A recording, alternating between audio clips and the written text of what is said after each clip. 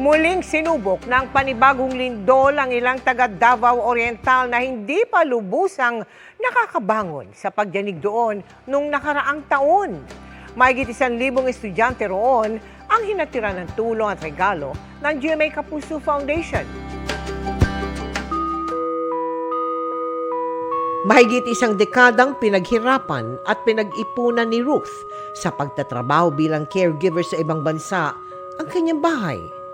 Pero sa isang iglap lang, winasak ito ng magnitude 7.4 na lindol na naramdaman sa Caraga, Davao Oriental noong Oktubre. Nanghinayang po, ma'am. Sayang pinagpaguran. Isang iglap, nawala lang po. Pasalamat din ako sa Panginoon dahil safe kaming lahat. Pero nanunumbalik pa rin ang takot ng kanyang mga anak tuwing may aftershocks at lalo na nang muli silang yanigin ng 6.4 magnitude na lindol noong nakaraang Miyerkules. Kapag lumilindol, naisip ko lang yung mga anak ko. Sana always safe sila na nag-aaral. Takot din ang nararamdaman ng iba pang bata sa lugar, kaya ang kanilang hiling. Sana po wala nang darating na lindol para tuloy-tuloy po ang aming pag-aaral. Ang hiling ko po na sana wala nang lindol ang mangyari dahil takot na po kami.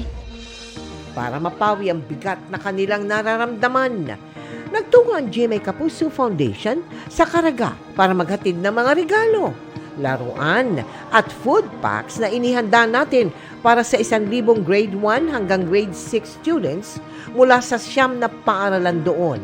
Nagpapasalamat po kami ng lubos sa GMA Kapuso Foundation para sa mga regalong binigay sa aming mga mag-aaral. Yung kaba nila takot ay napapalitan ng ngiti.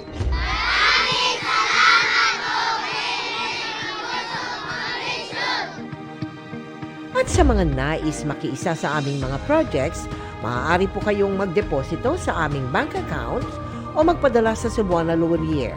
Pwede ring online via GCash, Shopee, Lazada, Globe Rewards at Metrobank Credit Card.